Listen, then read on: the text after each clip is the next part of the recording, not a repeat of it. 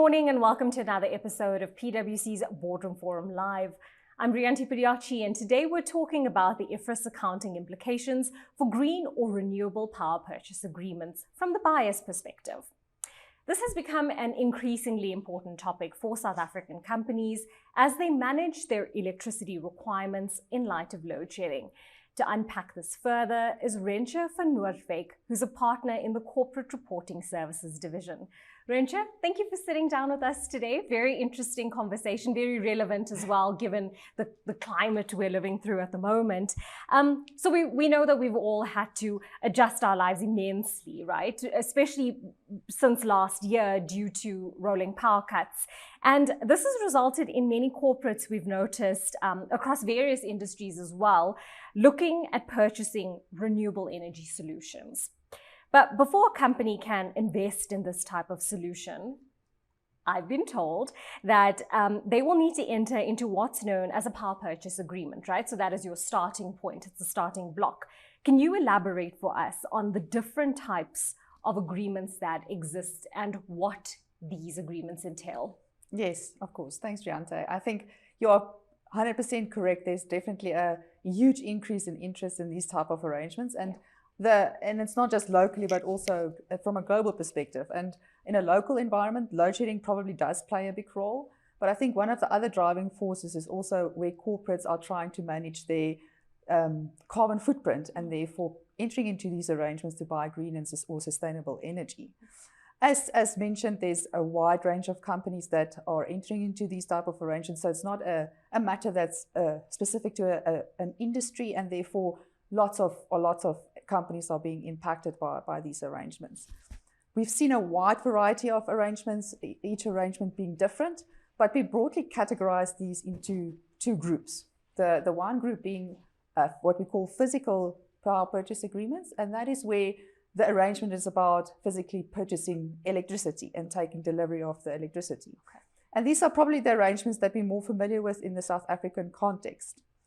What we also have is the virtual power purchase agreements, and that is where it's more about notionally purchasing the electricity together with the renewable energy certificates that goes with that. In the local market, we haven't really seen that being used as much yet, but that widely yet. But definitely something to keep an eye on as our electricity market evolves. Absolutely, and as we look to diversify the energy mix, right? So you've mentioned that we're dealing now with these two key forms of arrangements, so the physical and the virtual, physical being more prevalent here in South Africa. Let's focus on South Africa and here at home. Can you tell me a bit more about the type of physical power purchase agreements that are common here and that most companies would enter into? Yes, definitely. So as I've mentioned, the physical power purchase agreements is about the physical delivery of electricity, and that might sound quite simple in context, but working with electricity is not always that easy to demonstrate because of the nature of electricity, and it's not really that economical to store. So in other words, as the units are being produced, it has to be used. So when we look at what we call on-site arrangements, that's where the generation assets are on the client's or buyer's premises, it's quite easy to demonstrate that you're taking physically delivery of the electricity. Where it becomes more tricky is where you have off-site arrangements, and that's where the generation assets are situated not close by or on the client's or buyer's premises, and therefore the generator, when it generates the electricity, has to deliver the units onto, in the local environment, the Eskom grid. Mm-hmm. And then the buyer uses different units because it's not the same unit that travels through the grid on the other end. So it has to demonstrate in a different manner that it's still taking physical delivery of the electricity being produced. One way to do that is then for the generator to have an arrangement with, for example, Eskom, to arrange for these units to be delivered on the customer's account. So therefore, the customer's Eskom account gets reduced by these units being produced or added to the grid via the generator. Probably the first area where there's significant judgment involved for these type of arrangements. And you might wonder, so why is it important to make this distinction between a physical delivery and a virtual delivery arrangement? It's because the accounting is really driven from that point onwards. So it has a real impact on the accounting reporting thereafter. Okay, I know you're an expert in this. It definitely sounds rather complex to those of us who aren't, and that's why I'm so grateful that you're here to unpack this in greater detail. And given what you've just explained, you mentioned judgment, right? So I'm sure there are other areas that require significant judgment when it comes to the accounting implications when entering into these agreements. Can you expand on this for us? You started, so just, take it a little further for us. No, of course. As I've mentioned, each of these arrangements are really unique. And therefore, there's not one answer that fits all of these arrangements. And that's probably why the accounting is so complex, as you have to understand and look through all of the specifics of each arrangement. I think the first important point to note is that the mere fact that you've entered into a physical purchase agreement for electricity doesn't mean that from an accounting perspective, you can only account for this as a normal executory contract for the purchase of electricity. There's a waterfall of standards that we have to unfortunately work through first before we can end up in that answer. So the first step in this waterfall is to assess whether there's control or joint control over the vehicle that houses the generation assets. And that's normally the case where the generation assets is housed in a special purpose vehicle or an SPV. And then determining that or going through that assessment will require significant judgment to understand what are the relevant activities of this vehicle and who has the power to make those decisions. So once you've now addressed, assessed, and concluded that you don't control or jointly control this vehicle, the next step is then to assess whether this arrangement is or contains a lease. Okay. And again, in the lease assessment, significant judgment will be required to assess who has the power to make the decisions over the use of the asset.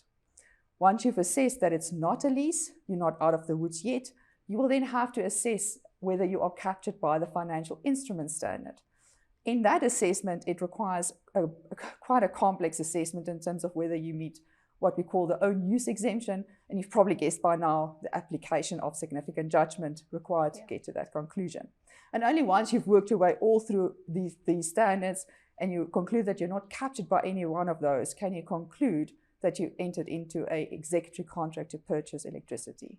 Okay, so not only is the entering into these agreements rather complex, but the accounting for these arrangements also rather complex. Now, given what you've just unpacked for us, I presume clients would want to see these contracts or see these contracts as executory contracts to purchase electricity.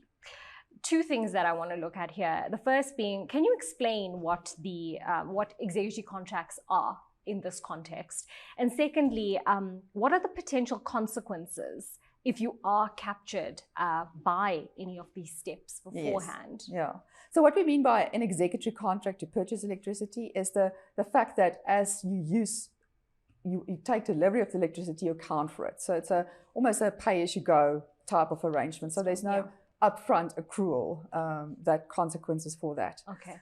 If we then go through the steps again and start with step one and say, if you're captured by the control standard, it would mean that you have to consolidate the vehicle that has the generation assets and potentially the funding that was entered into to buy or build the assets.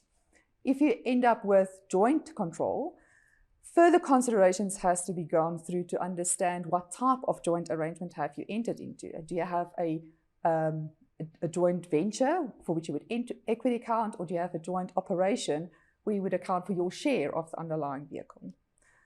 If you end up in the leasing standard, which was the second step that we've looked at, you will have to again have a better understanding of the terms and conditions of the contract to understand whether you have to account for a right of use asset and a lease liability, again on balance sheet.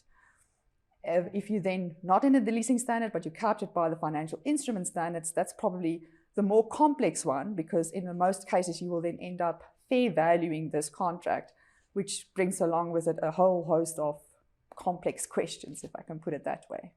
Well, that does sound really complex, Renche, with a lot of significant judgments that would need to be applied, right? So now what you've spoken about has only considered the physical purchase agreements. Are virtual arrangements also as complex? Unfortunately, yes. It doesn't get easier when we start talking about the virtual arrangements. So maybe just to recap again, when we talk about the virtual arrangements, that is where we physically buy the renewable certificates and notionally or financially settle for electricity. The one thing that makes it a little bit easier is that for a virtual arrangement, you will not end up in lease accounting because you won't be able to demonstrate that you're taking substantially all of the output from the underlying generation asset.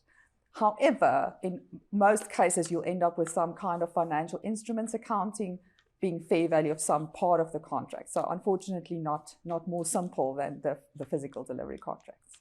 Okay, can you just elaborate a little more on the purchase of renewable energy certificates for me? So what would you have to consider there?